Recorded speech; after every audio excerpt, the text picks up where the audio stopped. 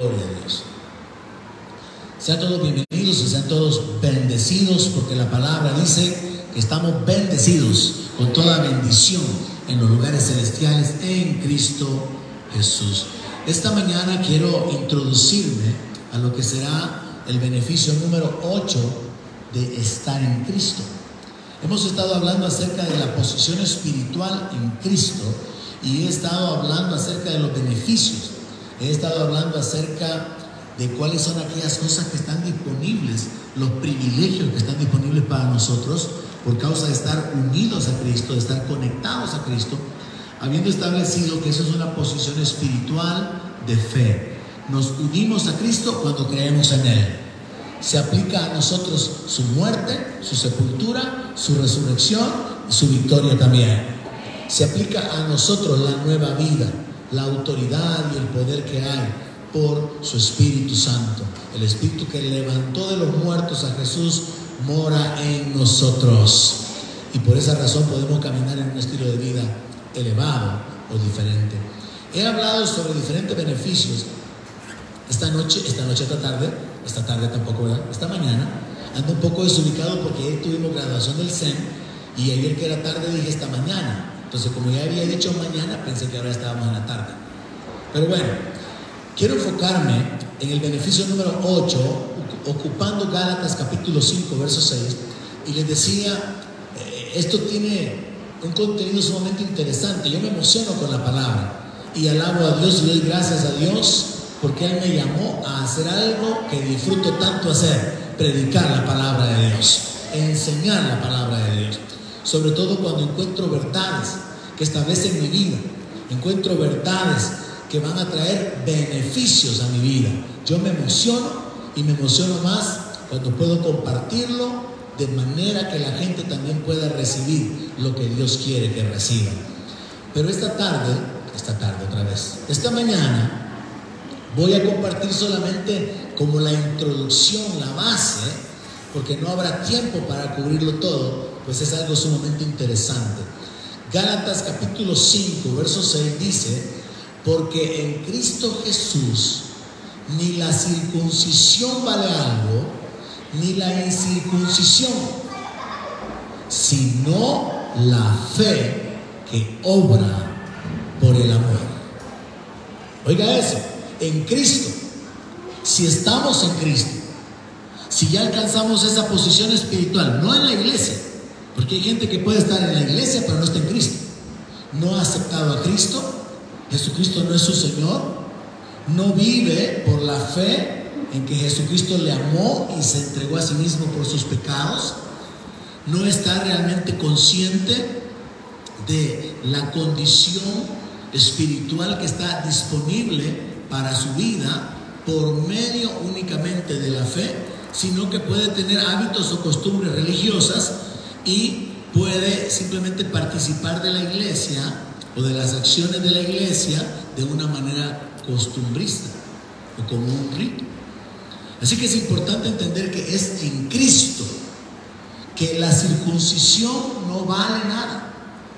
Es en Cristo que estar incircuncidado no afecta nuestra posición, nuestra relación con Dios, sino que lo que verdaderamente importa en Cristo es la fe que obra por el amor.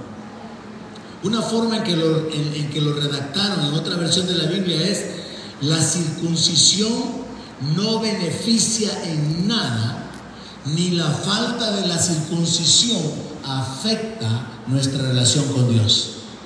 Este verso declara verdades importantes y son las que quiero establecer como un fundamento o como una base. Número 1, que es en Cristo. Es para los que estamos en esa posición espiritual, unidos por la fe a Cristo Jesús. Número 2, que la circuncisión no vale nada, no le agrega nada a nuestra relación, no le agrega nada, si la tuviéramos, a nuestra posición espiritual. Número 3, que el no estar circuncidados, y esa es nuestra realidad como no judíos, el no estar circuncidados, el no ser descendientes de los judíos y participantes del antiguo pacto, que incluía ese acto de circuncidarse su órgano masculino, no nos afecta. no causa ningún efecto negativo. Entonces tenemos que enfocarnos en la verdad número 4, lo más importante, para que esto cambie su forma de pensar y su forma de vivir. Lo que sí importa, lo que sí cuenta, ahora que usted es un cristiano, ahora que usted está en Cristo, lo que sí importa es la fe que obra por amor. Vea la conexión de 3 palabras: la fe, pero no la fe sola, porque hay muchos cristianos que tienen fe pero no tienen obras. Entonces es la fe que obra. La segunda palabra importante son las obras. Son obras de fe, no son las obras de la ley, y es bien diferente. Yo creo que hay demasiados evangélicos que, como saben que son salvos por fe, no tienen obras. Pero Santiago dice: muéstrame tu fe sin tus obras. Yo voy a mostrarte mi fe por mis obras. Entonces la fe se muestra a través de las obras. Pero luego dice la fe que obra por el amor. Entonces la fe tiene que ser motivada. La fe tiene que ser entrar en acción a través de un motivador que es el amor. Entonces, dicho de otra manera, dicho en otras palabras, lo que importa ahora que estamos en Cristo, ahora que estamos viviendo la vida cristiana, lo que importa es vivir por fe, pero una vida de fe que tiene obras, una vida de fe que se muestra en obediencia a Dios. Y esta es una obediencia que se muestra a Dios por amor a Él y que nos empuja a amarnos los unos a los otros. Esta mañana mi esposa hablaba acerca del capítulo 13 de Corintios, donde se habla acerca del amor como reflexión para examinar nuestra vida, acerca de si estamos caminando en amor. Y eso tiene que ser algo intencional. Caminar en amor no es algo automático, y caminar en amor tampoco es tener una actitud romántica. Caminar en amor simplemente será muchas veces perdonar y pasar por alto la ofensa. Caminar en amor simplemente significará en algunas ocasiones sufrir. Será perdonar el agravio y actuar como que nada ha pasado. Caminar en amor significará o se llevará a la práctica por medio de no gozarse del sufrimiento de aquel que nos hizo daño, no vengarnos, no guardar rencor. Entonces hay que tener un correcto concepto sobre lo que es el amor espiritualmente hablando. Y esto es algo importante en lo que tenemos que enfocarnos. Entonces podemos decir que Dios espera que viviendo por fe en su palabra le obedezcamos, sirviendo a los demás por amor. Vamos a hablar esta mañana, a introducirnos esta mañana con respecto a los 2 pactos. En el antiguo pacto Dios dio una lista de leyes que es muchísimo más que los 10 mandamientos. Según los entendidos, son más de 400 mandamientos que hay en el Antiguo Testamento. Y Dios estableció el pacto en el Antiguo Testamento basado en mandamientos, en leyes, en prohibiciones, en ordenanzas que el pueblo de Israel tenía que cumplir. Pero no solamente el pueblo de Israel, sino cualquier gentil que a través de la conversión llegaba a ser también parte del pueblo judío, lo que se conoce como el proselitismo. Pero luego en el nuevo pacto, Dios ya no trata en base a una ley escrita en las tablas, a una ley exterior, sino que Dios establece un pacto escribiendo la ley en el corazón de sus hijos. Ese nuevo pacto está basado en la guianza del Espíritu Santo. Y esto es lo importante que yo quiero que usted preste atención esta mañana. Hay muchas cosas de la ley que nosotros tenemos que practicar en el Nuevo Testamento, no porque estén escritas, no porque sea una ordenanza, una imposición, sino porque el Espíritu de Dios nos guía para poder hacerlas. Y tenemos que aprender a vivir bajo esa guianza de Dios. Vamos a Gálatas 5, verso 2.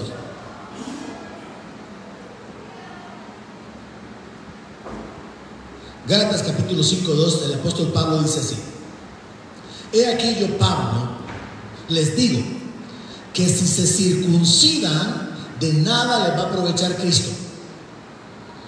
Por lo tanto, también lo contrario es verdad. Si se circuncidaban, si no se circuncidaban, ellos no podían verse afectados en su relación con Cristo Jesús. Pablo está diciendo que la circuncisión no les servía de nada a aquellos que ya habían creído en Cristo Jesús. Es bien importante entender que el apóstol Pablo está hablando a la iglesia en Galacia, y esta gente había creído en Cristo, pero habían llegado algunos judíos a enseñarles que no solamente tenían que creer en Cristo, sino que también tenían que circuncidarse. Ya voy a hablar un poquito sobre la circuncisión para los que no lo conocen o no lo saben. Entonces Pablo tiene que ir a corregir y a orientar de la manera correcta a los creyentes en Galacia, diciéndoles que miren, si ustedes se circuncidan, va a suceder algo. No les va a aprovechar de nada Cristo. Si ustedes deciden vivir bajo la ley, si ustedes deciden someterse a los mandamientos, entonces ustedes se están desconectando de los beneficios espirituales a los cuales ustedes tienen acceso por causa de haber creído en el Señor. En otras palabras, Pablo lo que está diciendo es, usando la circuncisión como el ejemplo máximo de someterse a la ley, Pablo está diciéndoles a los creyentes en Galacia que hay dos formas de vivir. La primera forma era bajo la ley, y bajo la ley ellos tenían que vivir sujetos a los mandamientos, y la circuncisión era quizá el principal mandamiento, era la forma en que entraban en pacto con Dios. Pero la otra forma de vivir, y el apóstol Pablo ya se los había predicado, era vivir por la fe en Cristo. Entonces entendamos esto: la gente podía vivir, y puede todavía vivir bajo la ley, o puede vivir por la fe en Cristo Jesús, pero no se pueden combinar. Usted no puede vivir por la fe en Cristo y vivir bajo mandamientos, y usted no puede vivir bajo los mandamientos de la ley con la fe en Cristo, porque son dos estilos de vida totalmente diferentes.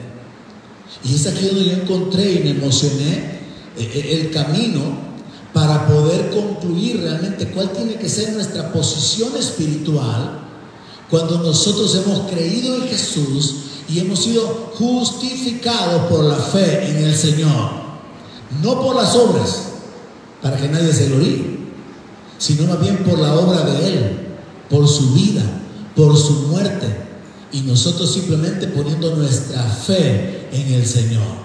Pero es muy importante, y eso es lo que voy a tratar de poner énfasis, en que en el Antiguo Testamento, en el Antiguo Pacto, la gente tenía que ir a leer la ley.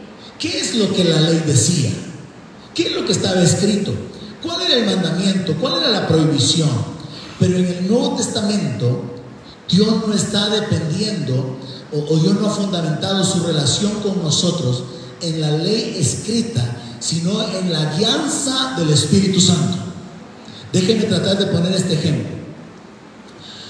Estábamos por ahí en cierta esquina manejando, haciendo algunas cosas con mi esposa un día de estos, y llegamos a un semáforo donde se acercó una persona alcohólica, terriblemente deshecha, destruida, y se acercó para pedirme dinero. Pero detrás de él había otro, también pidiendo y poniendo sus manos así y como rogando. Pero tirado en la acera también había otro, que sin muchos dientes me sonreía y me hacía así. Pero a un lado de él había otro, que también estaba viendo a ver si aquel recibía para poder acercarse. Y me dice mi esposa, ¿y en qué lugar estamos? ¿En qué esquina estamos? Me dice ella, qué tremendo, la gente cómo está en esclavitud, y hay que darles algo. Y yo estaba en el semáforo y le digo yo, bueno, si le das dinero para poder seguir bebiendo, eso no sirve de nada. Tenemos que aprender mejor a andar con comida o cosas que puedan servir para beneficiarles, y de esa manera cumplir la palabra que ella me citó. Es que la Biblia dice que todo el que te pida, dale. Sí, pero hay que dar con inteligencia. Entonces quiero ocupar ese ejemplo para ilustrarlo. Si el Espíritu Santo le guía a usted para poder darle dinero a alguien, entonces usted peca cuando usted desobedece la guianza del Espíritu. Ahora, si el Espíritu Santo lo guía a usted para ir a sacar de su casa mudadas de ropa para poner en su carro comida y estar listo para que cualquier persona que encuentre en el camino usted la bendice, usted peca si usted no obedece la alianza del Espíritu Santo. Porque no es una ley, dale a cualquier alcohólico que te pida.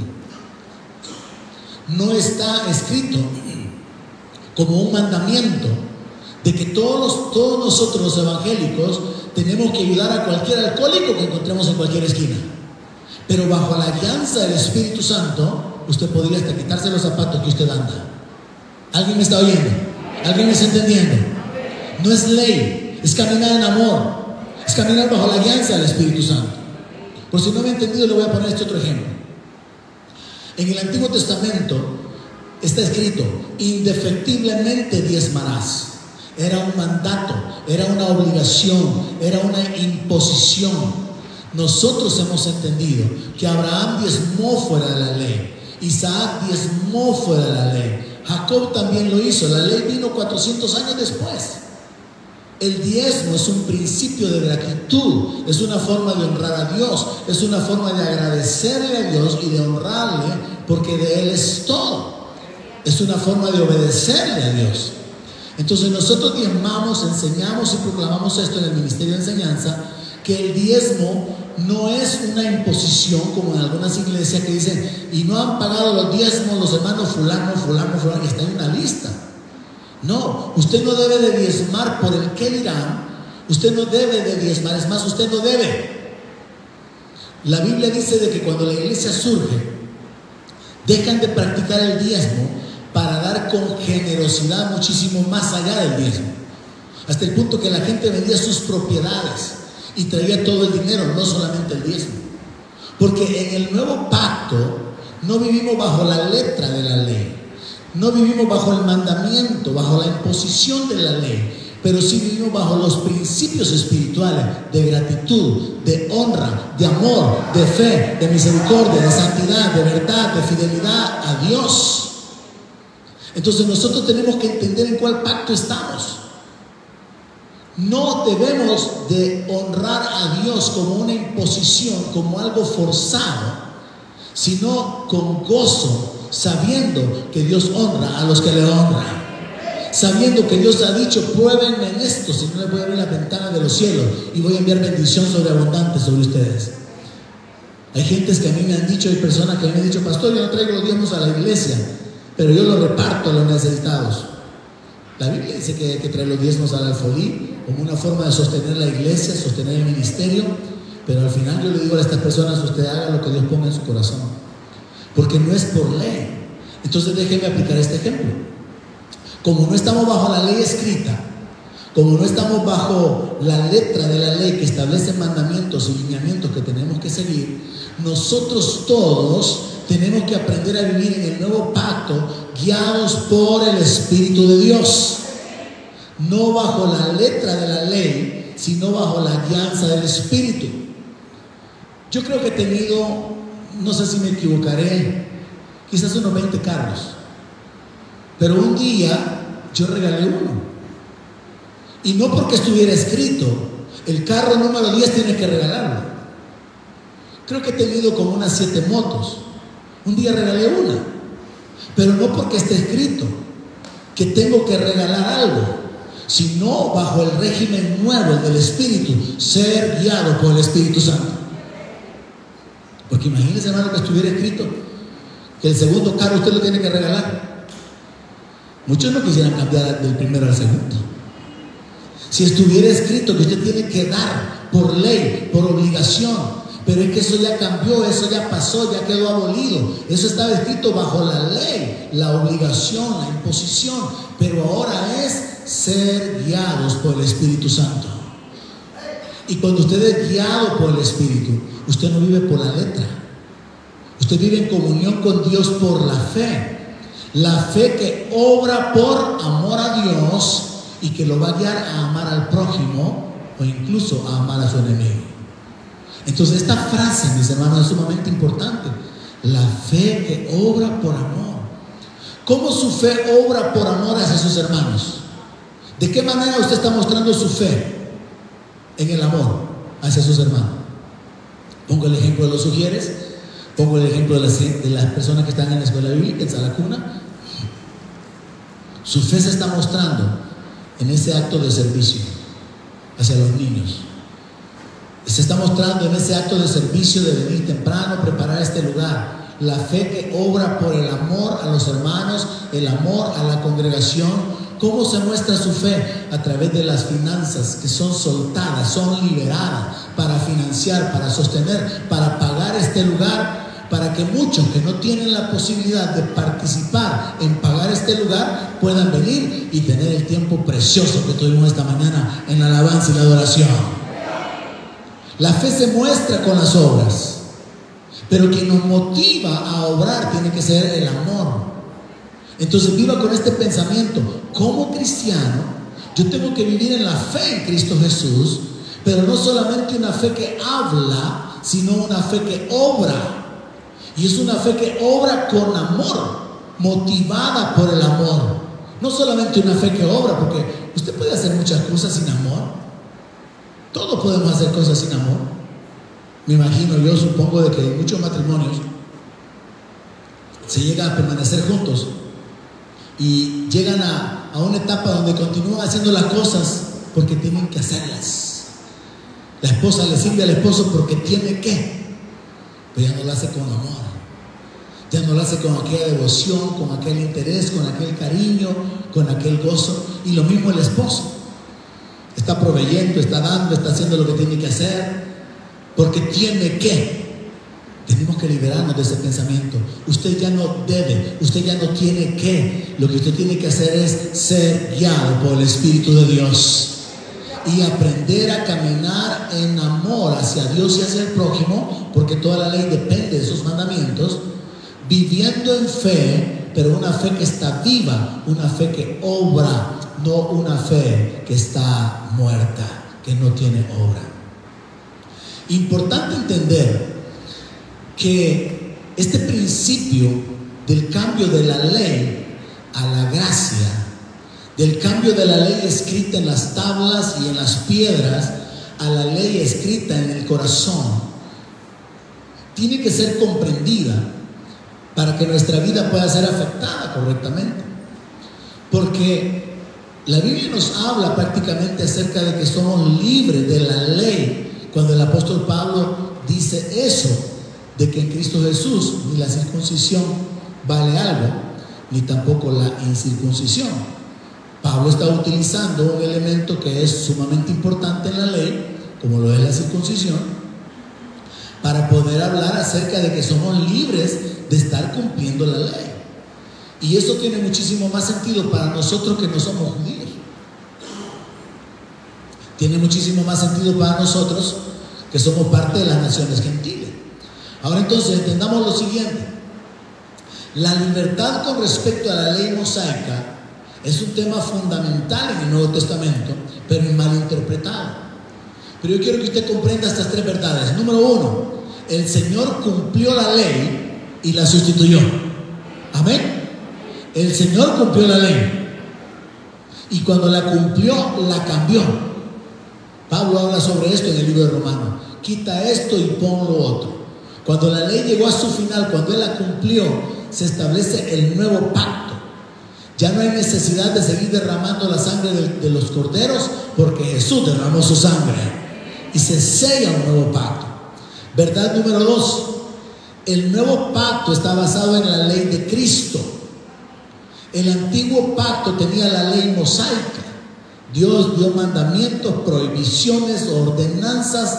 Algunas cosas eran sanitarias, otras cosas eran de ceremonia, otras cosas eran de justicia.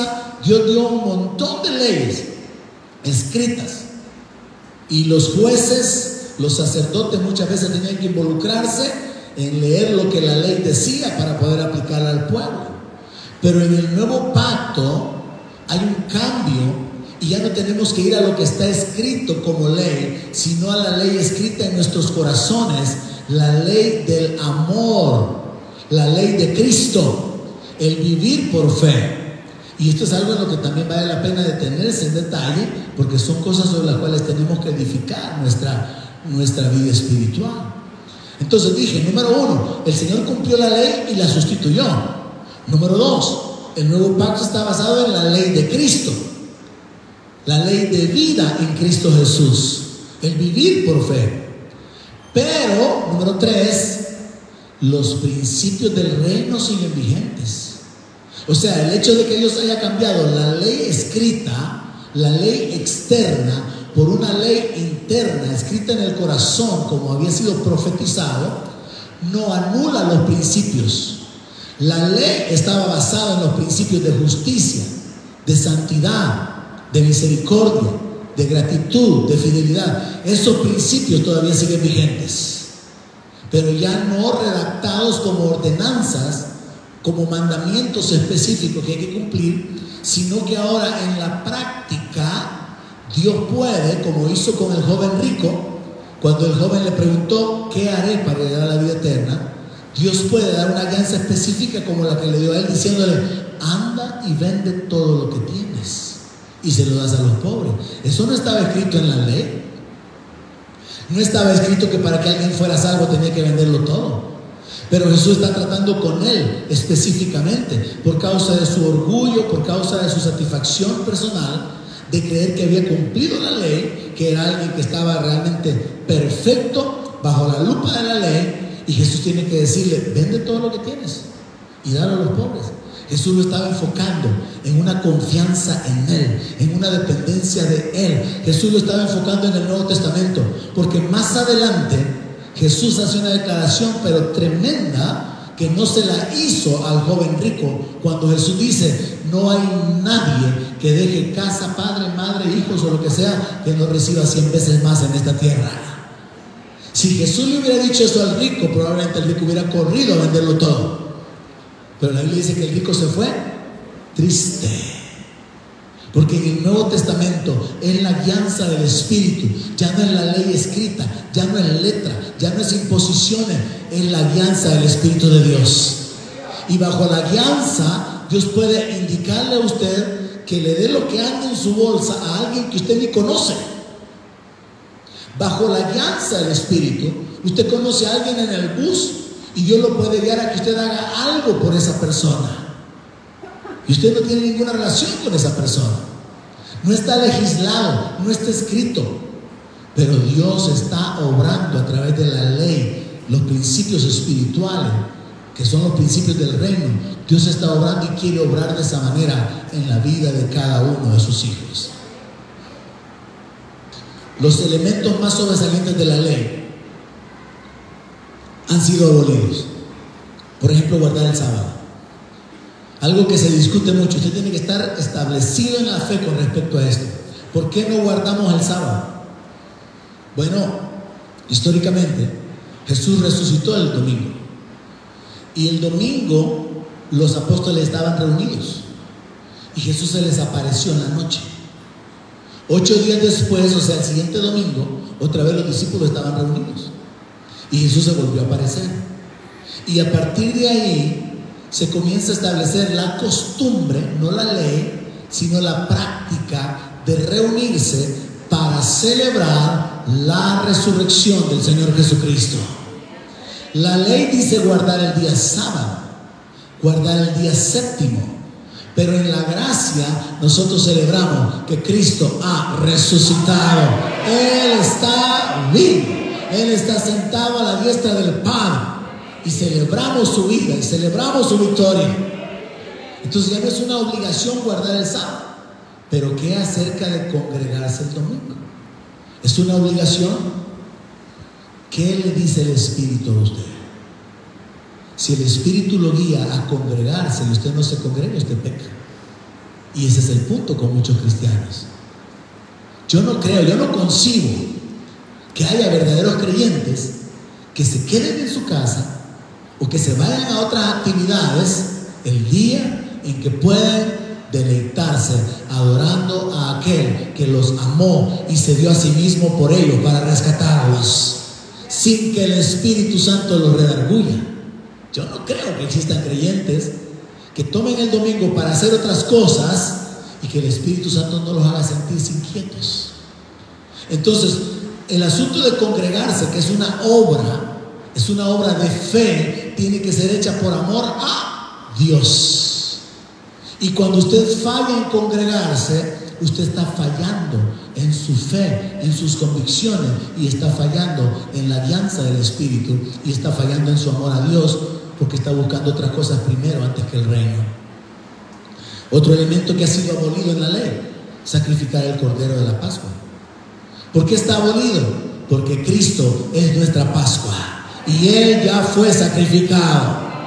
Así que no hay razón de estar sacrificando corderos y comiendo cordero. Los judíos están esperando todavía que el templo sea reconstruido y volver a realizar los sacrificios. Ellos siguen esperando que se restablezcan los turnos sacerdotales para poder continuar haciendo los sacrificios y el derramamiento de sangre.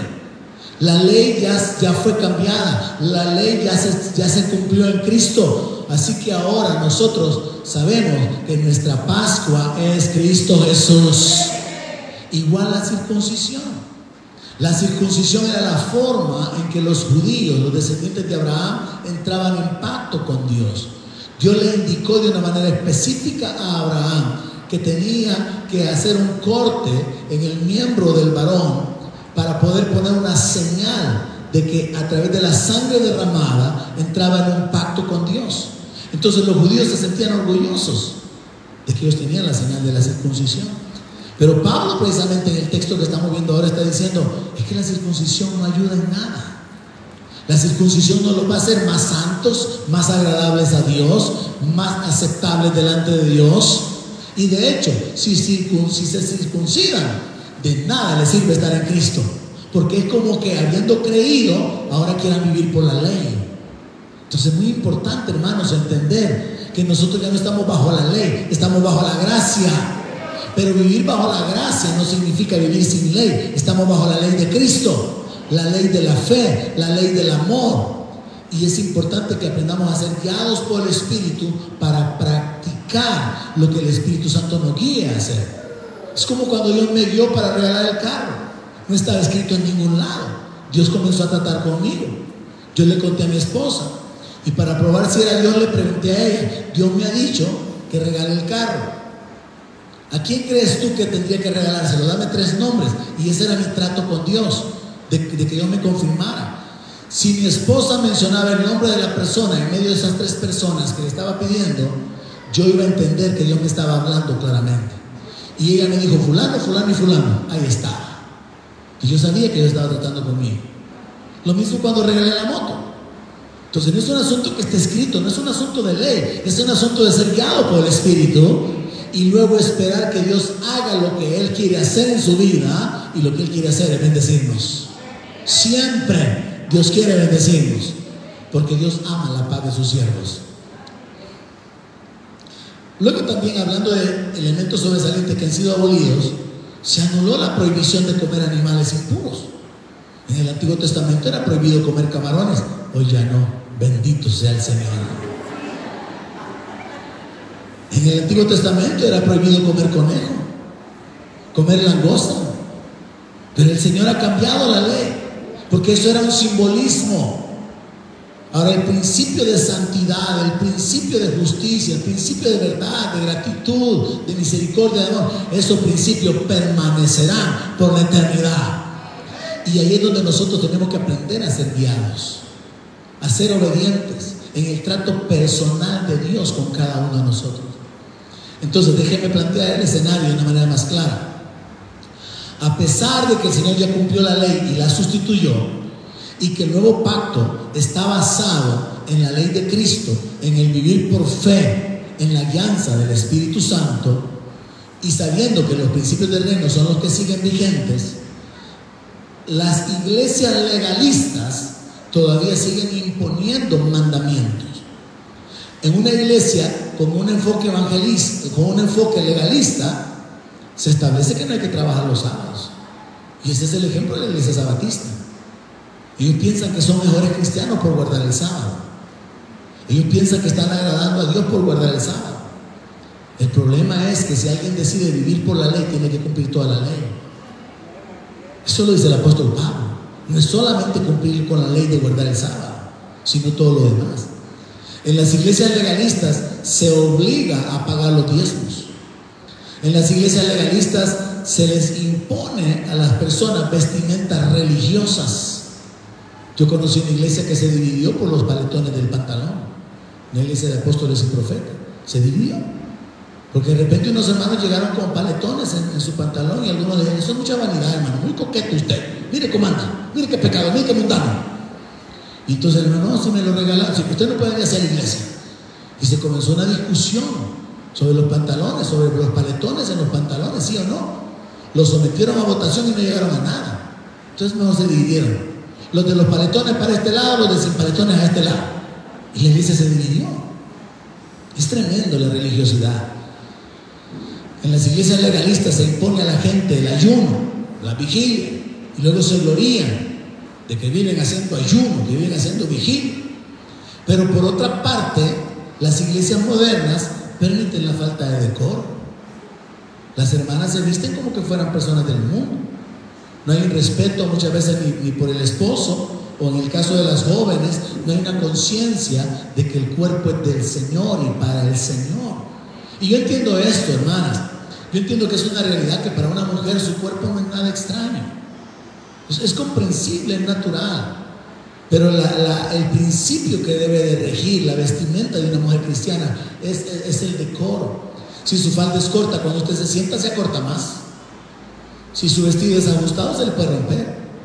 Entonces es un asunto de un principio de guardarse en espíritu, alma y cuerpo para el Señor. Ya no bajo una ley. Bajo la ley, los sacerdotes tenían que usar calzoncillos de lino. Pero eso estaba escrito, estaba normado, era una obligación. Bajo la ley no tenían que subir por gradas para que no se descubriera la desnudez del hombre. Pero en el mundo y las iglesias mundanas tienen una forma de vestirse, las hermanas, donde no importa mostrar la desnudez. Entonces el principio del decoro, el principio de la santidad está siendo violado. Entonces tenemos dos extremos: las iglesias que imponen reglas y las iglesias que sostienen ya no estamos bajo la ley, a libertad nos ha llamado el Señor, y si elijo libertad seréis verdaderamente libres. Y entonces andan enseñando su cuerpo porque tienen la libertad en Cristo, pero eso ya se convierte en libertinaje. La guianza del Espíritu Santo le puede ayudar para encontrar la aplicación correcta de vida que Dios quiere, y siempre estará alineada con los principios del reino. Pablo quiere hacerle entender a los creyentes en Galacia que si alguien quiere vivir cumpliendo la ley, va a tener que cumplirla toda. Gálatas 5:3. Otra vez testifico a todo hombre que se circuncida, que está obligado a guardar toda la ley. Una forma de decirlo sería: todos los sabatistas, por ejemplo, usando el ejemplo de la iglesia sabatista o adventista, todos los sabatistas no deberían solamente de guardar el sábado, también tendrían que circuncidarse. Y también tendrían que cumplir todos los 400 y más mandamientos que están en la Biblia. Porque en el momento que alguien se somete bajo la ley, se está desconectando de Cristo. Pero en el momento que alguien se une a Cristo, se está desconectando de la ley. No se puede vivir haciendo una mezcla. Ahora, las obras suyas, las obras mías, tienen que ser obras de fe, motivadas por el amor a Dios y hacia las personas. No son obras impuestas, no son obras obligadas, no son obras que están escritas que así tiene que ser. Usted no tiene que cumplir con ciertas horas de servicio para que Dios le reconozca como su siervo. Lo que usted tiene que hacer es ser guiado por el Espíritu y decirle al Señor, como hizo Samuel: habla, que tu siervo oye, y hacer lo que Dios quiere que usted haga. Probablemente Dios quiera usar, y voy a decirlo así con esa franqueza y libertad, probablemente Dios quiera usar su vida como un canal de bendición material, a través de finanzas, a través de recursos, y un día específico y bajo una guianza bien clara, Dios le instruye a que un diezmo que usted tenía asignado para la iglesia, usted se lo entregue a una viuda o se lo entregue a algunos ancianos o a alguna pareja vecina en su colonia. Es la guianza del Espíritu Santo. El pecado nuestro como evangélicos no es no cumplir la ley, porque ya fuimos sacados de la ley. Nuestro pecado es no obedecer a Dios. Porque si Dios lo está reprendiendo, si Dios está causando tristeza en usted por causa de su actitud, si Dios lo está guiando y usted resiste la guianza del Espíritu Santo, ahí está el pecado. Entonces quiero que usted salga de aquí con ese entendimiento. Someternos bajo la ley, someternos bajo mandamientos, bajo obligaciones. Que usted mire el mismo hecho de congregarse como una obligación está mal. Que usted mire el hecho de aportar sus ofrendas, sus finanzas como una obligación está mal. Porque usted no tiene que, usted no debe, usted tiene que comprender que es un privilegio. ¿No lo veo muy gozoso? Es un privilegio congregarse. Porque hermanos, solamente en este lugar podemos disfrutar de la paz, del gozo y de recibir la administración del Espíritu Santo. Porque está escrito que donde los hermanos habitan juntos en armonía, ¿qué pasa? Ahí envía Jehová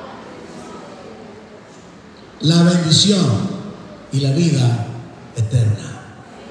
Y Pablo dice: no dejen de congregarse como algunos hermanos del CCF tienen por costumbre,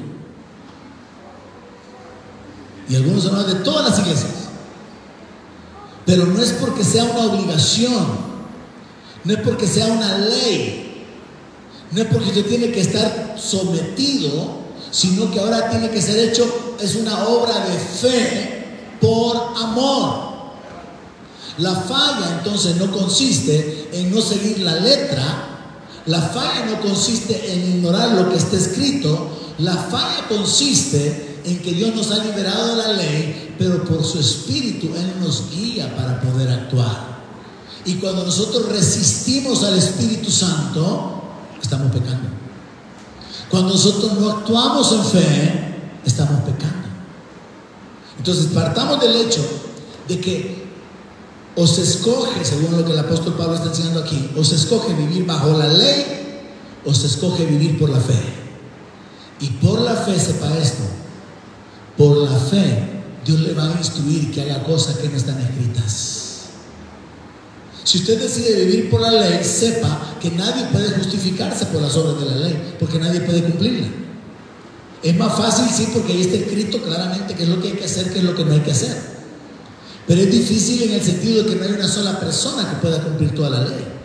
Entonces, aunque aparentemente es fácil, es imposible. Solo Jesús cumplió la ley. Él no pecó en lo absoluto. Pero por el otro lado, si decidimos vivir por la fe, tenemos que aprender a ser sensibles. ¿A quién quiere Dios que usted bendiga esta semana? ¿Con quién quiere Dios que usted comparta los beneficios o las bendiciones que van a venir a sus manos estos próximos días? Ser sensibles a Dios, escuchar la alianza de Dios, ser guiado por Dios. La Biblia dice que los hijos de Dios son guiados por el Espíritu. Ya no vivimos por ley, no hacemos las cosas por obligación, no hacemos las cosas por imposición. Usted no tiene que hacer nada porque es una obligación. Usted tiene que hacer lo que el Espíritu Santo le guíe. Ahora, el Espíritu Santo no le va a guiar contrario a la palabra. El Espíritu Santo no le va a guiar a no congregarse. El Espíritu Santo no le va a guiar a que deje a su esposa y se vaya con otra.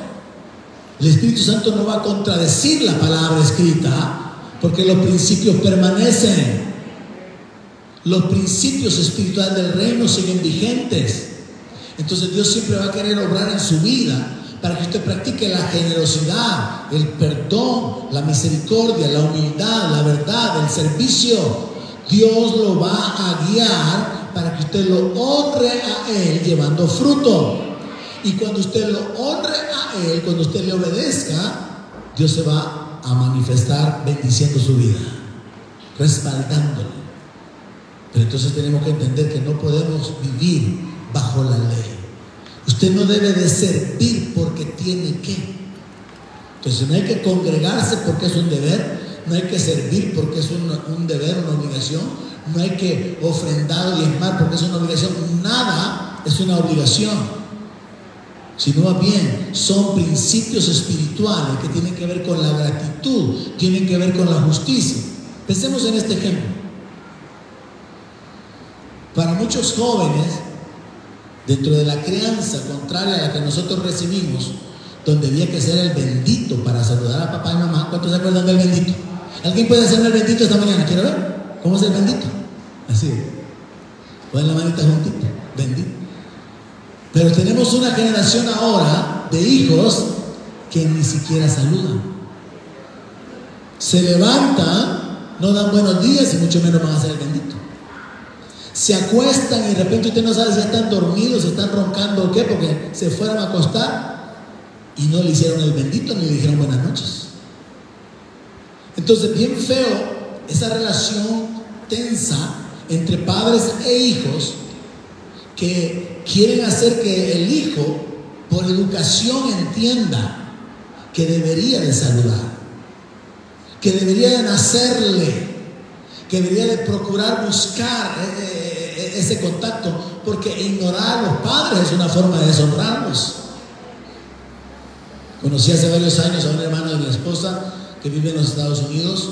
Él crió 2 varones, uno está en el ejército, hombres ya mayores, adultos, uno está casado, el otro no.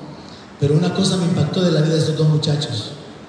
Cuando yo les conocí ya eran adultos, pero cuando ellos iban a acostar se acercaban al papá. Papi, ya me voy a dormir, bendígame.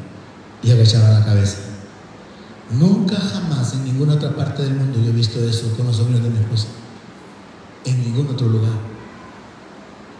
Los sobrinos de Mayra llegaban donde su papá cada día. Papi, me voy a acostar ya, bendígame. Papi, ya me voy, bendígame. Y agachaban la cabeza. No es una obligación, es un entendimiento del afecto, de la gratitud, de la honra hacia el padre. Si hay algún hijo aquí, comience a saludar a su papá y a su mamá por si no lo ha estado haciendo. Y comience a hacerlo no porque debe, no porque esté escrito en la ley, sino porque bajo la guianza del Espíritu Santo y bajo los principios del reino y caminando en amor hacia sus padres, usted tiene que honrarlos, tú tienes que honrarlos. ¿Hay alguien aquí esta mañana? Entonces, son principios en la palabra que están escondidos, pero que tenemos que manejarlo bajo ese entendimiento. Es que no es porque debo hacerlo, es porque es mi privilegio hacerlo. No es que es una obligación, no es una imposición, no es que tengo que, sino es que puedo, es me deleito, es me bendice. Eso va a traer una consecuencia o un resultado de bendición para mi vida. Bajo ese régimen nuevo del Espíritu es que nosotros vivimos, hermanos. Amén. Ahora entonces, Pablo está hablando de los Gálatas, de que no caigan en la trampa de volverse a la ley, porque ya habían conocido el cristianismo, la salvación y la justificación por medio de la fe en Cristo, y que no permitan que estos maestros judíos los vengan a hacer volver atrás o a mezclar ley con gracia. Y entonces Pablo ocupa la circuncisión, que viene a ser, hermanos, el elemento fundamental en la vida de un judío, porque esto Dios se lo ordenó a Abraham. Pablo ocupa el rito judío más importante de todos como el ejemplo máximo para decir, ni aún haciendo esto les va a beneficiar en algo si están unidos a Cristo, sino que al contrario, se van a desligar de Cristo y van a querer justificarse por la fe. Es en Génesis 17:9 que se encuentra lo que es el valor de la circuncisión para los judíos.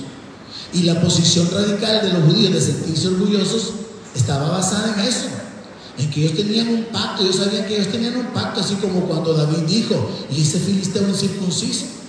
Todo judío vivía consciente, soy un circuncidado, soy parte del pueblo de Dios, soy un descendiente de Abraham. Los demás son incircuncisos. Eso significa son paganos, son pecadores.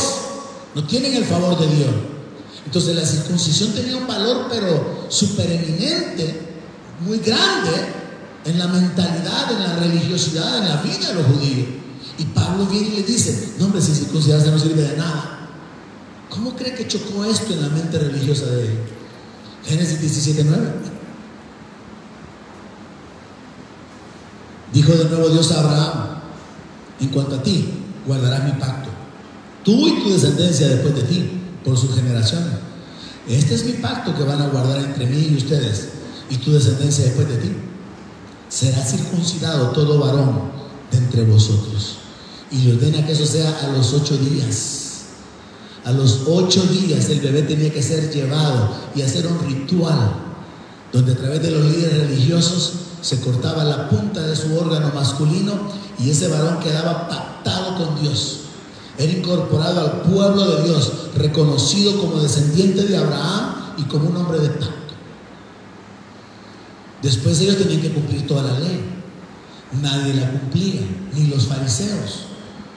Pero ellos tenían una apariencia de que sí la cumplían y se sentían orgullosos. Aún el apóstol Pablo habló con ese entendimiento de la cultura judía. Y es importante que nosotros como iglesia entendamos la cultura, la religión judía, los fundamentos de los judíos, para que sepamos dónde Dios nos ha colocado y cómo Dios trata con nosotros. En Gálatas capítulo 2:15, el apóstol Pablo habló de esta manera. Vea el entendimiento que había en la mente de los judíos. Nosotros, dice el apóstol Pablo, judíos de nacimiento y no pecadores de entre los gentiles. Vea el uso de las palabras, porque hay una contraposición aquí. Judíos de nacimiento en contraposición con pecadores. En otras palabras, Pablo está diciendo: nosotros, santos, consagrados desde que nacimos para el servicio de nuestro Dios, y no pecadores como los demás. Había una conciencia errónea, había un pensamiento erróneo en la mentalidad de todo judío basado en la circuncisión. Y ahora Pablo viene y les dice que la circuncisión no les sirve de nada, porque Pablo ocupa como el elemento, el rito más valioso para hacerles entender algo. Ya no pueden seguir dependiendo de la fe para ser justificados, sino que la justificación se obtiene por la fe en Cristo Jesús. ¿Cuántos han alcanzado esa justificación? Ahora el reto y la aplicación práctica es esta: usted ya no vive por la ley, usted vive por la fe en Cristo. Pero este es el pensamiento con el que yo quiero armarle esta mañana. Si usted de veras vive por fe, usted tiene que tener obras de fe. No ande por ahí hablando de su fe. Muestre su fe con sus obras, con su estilo de vida, con su fidelidad al congregarse, hablando de Cristo, alcanzando a otros, alumbrando en medio de las tinieblas, siendo un canal de bendición, un instrumento de misericordia. Quisiera oír aménes a eso, porque a eso ha sido llamado el pueblo de Dios. No a reunirse como religiosos dentro de 4 paredes. Hemos sido llamados a andar en vida nueva. Hemos sido llamados a andar en obras que Dios preparó de antemano, obras de misericordia, de justicia, de servicio. Las obras a las cuales Dios ha llamado a los creyentes, y ocupo esto como un ejemplo sarcástico, las obras a las cuales Dios ha llamado a las hermanas no es a hacer pupusas y pasteles para vender, para poder pagar el local de la iglesia. Las obras a las cuales Dios nos ha llamado son obras de misericordia, de servicio a los demás. Pregúntese esta mañana cómo usted está sirviendo a sus hermanos. Así como yo tengo que preguntarme de qué manera le estoy sirviendo, de qué manera le estoy beneficiando, de qué manera le estoy bendiciendo a usted. Pregúntese de qué manera usted me sirve a mí, de qué manera usted me está bendiciendo a mí. Y en una relación de interacción entre todos. No lo diga porque tenga necesidad de nada, como el apóstol Pablo lo dice, ni porque estoy esperando nada, sino porque en el sentido de justicia y en el sentido de aplicación de la palabra de Dios, en el nivel al cual Dios nos ha llamado, tenemos que vivir por fe, obrando por amor. Menos mal que tengo una segunda parte para poder seguir con eso, porque yo solito me lo autoricé con el favor de Dios. Así que por si es demasiado lo que ha tenido que sufrir esta mañana, vamos a seguir con la segunda parte. Pero entendamos esto. Pablo orienta correctamente a los judíos, ocupando el rito de la circuncisión, para decirles: es que miren, entiendan esto. Ahora que ustedes están unidos a Cristo, ahora que ustedes están en Cristo, su circuncisión no vale nada. Y si hay alguien que no está circuncidado, no pierde ni le afecta en nada. Porque en Cristo Jesús lo único que vale, lo único que tiene valor es la fe que obra por el amor. Sobre esta base, yo voy a continuar profundizando un poquito más, porque me interesa aclararlo, hermano. Me interesa que usted entienda. No hay nada, óigame bien, no hay nada que usted debería de hacer porque siente que debe, que está obligado o que tiene que hacerlo. Por ejemplo, Ananías y Zafira vendieron una propiedad siguiendo el ejemplo de Bernabé, que le había vendido y había traído todo el dinero, no el diezmo. Ya Bernabé ya no vivía bajo la ley. Bajo la ley Bernabé hubiera traído el diezmo, pero bajo la gracia y la alianza del Espíritu Bernabé trajo todo el dinero. Entonces luego aparece Ananías, tan malvado como su esposa, y también deciden vender la propiedad. Yo me imagino que cuando Bernabé hizo eso, se hizo público y la gente hablaba de lo que Bernabé había hecho. No es que Bernabé vendió un terreno que tenía allá con Malapa y trajo todo el dinero. Y entonces Ananías pensó en la honra, en el reconocimiento que él podría alcanzar si él hacía algo similar. Y entonces lo hace, pero lo hace mintiendo, y usted conoce la historia. Pedro lo confronta: ¿vendiste en tanto la propiedad? Sí, dijo, en tanto. Y Pedro le dice: ¿por qué mentiste al Espíritu Santo? Si la propiedad era tuya, cuando la vendiste, el dinero era tuyo. ¿Por qué vienes aquí con esa pantalla, con esa apariencia, con ese fingimiento? Y hay un juicio por causa del pecado. Hay un juicio por causa de la falsedad mostrada por Ananías y Zafira. Quizá todavía estuvieran vivos si no hubiera hecho eso. Pero vino ahí con el fingimiento. No aplicó la ley, no aplicó la fe, aplicó una falsedad de su corazón y vino presumiendo que era don Ananías de apellido bueno, don Ananías de apellido generoso. Mis amados hermanos, delante de Dios no podemos fingir. Él sabe lo que somos. Amén. Él sabe lo que somos. Él sabe lo que hacemos.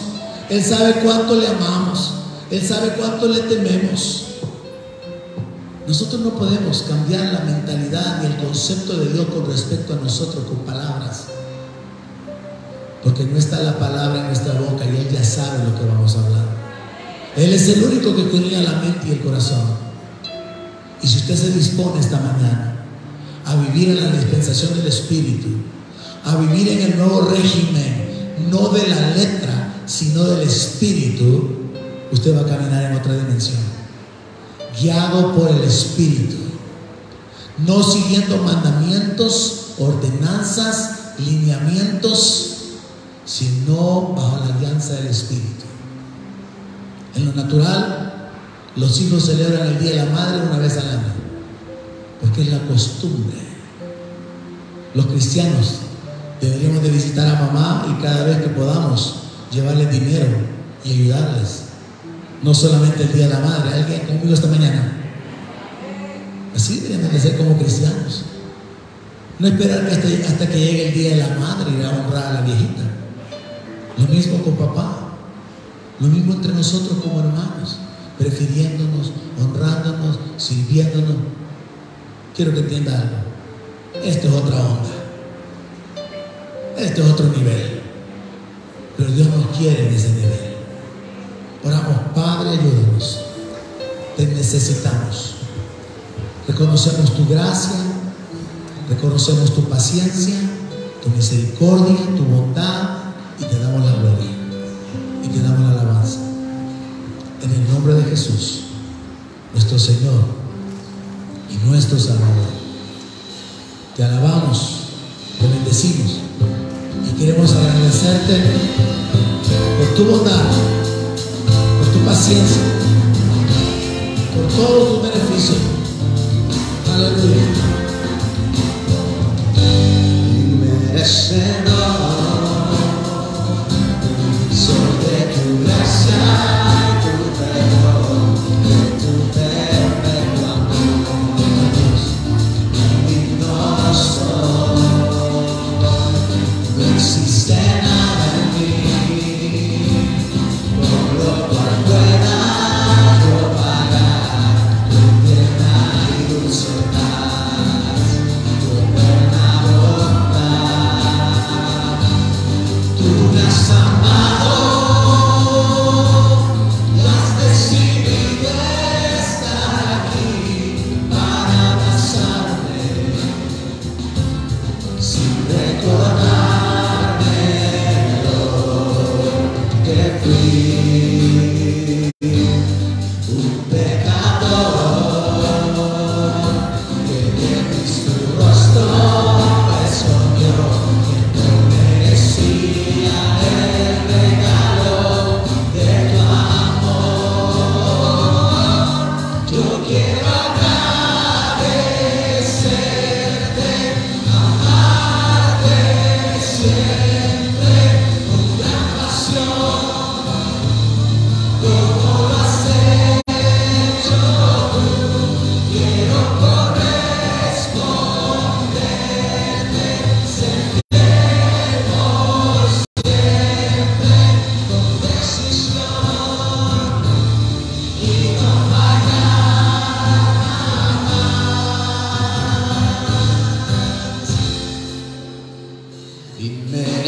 Inmerecedor soy de tu gracia y tu perdón, de tu perfecto amor. Digno soy, no existe nada en mí por lo cual pueda yo pagar tu tierna y dulce paz, tu eterna bondad. Tú me has amado y has decidido estar aquí para abrazarte sin recordarme lo que fui, un pecador que de mí su rostro escondió, que no merecía el regalo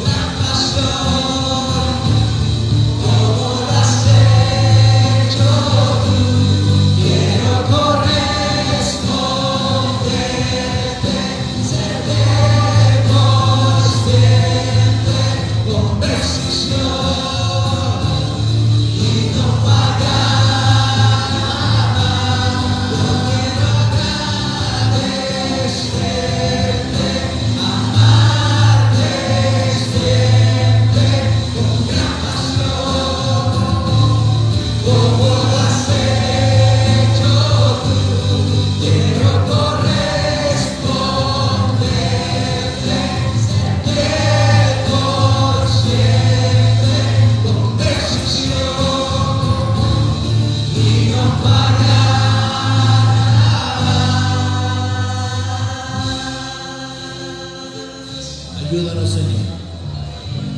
Ayúdanos para permanecer, para avanzar. Ayúdanos para llevar fruto, fruto abundante, fruto que permanezca, porque separado de ti no podemos hacerlo. Padre, clamo a ti, clamamos a ti por la revelación de tu palabra, por tu Espíritu Santo aplicándola en nuestra vida, dándonos entendimiento, por tu Espíritu Santo guiándonos, inclinando nuestros corazones, produciendo en nosotros el querer como el hacer, por tu buena voluntad. Padre, queremos servirte, queremos honrarte, queremos dar gloria a tu nombre en nuestra vida, nuestras obras, nuestras palabras. Ayúdanos, glorifícate, perfecciona tu poder en nuestra debilidad. Da gloria a tu nombre, Señor. Da gloria a tu nombre. Nosotros, tu pueblo, tus hijos reunidos en este lugar, levantamos ofrendas de gratitud, levantamos nuestras acciones de gracias, porque hemos probado que tú eres bueno, que tú eres fiel, que no nos has pagado conforme a nuestras obras. Hemos probado que tu misericordia se renueva cada mañana.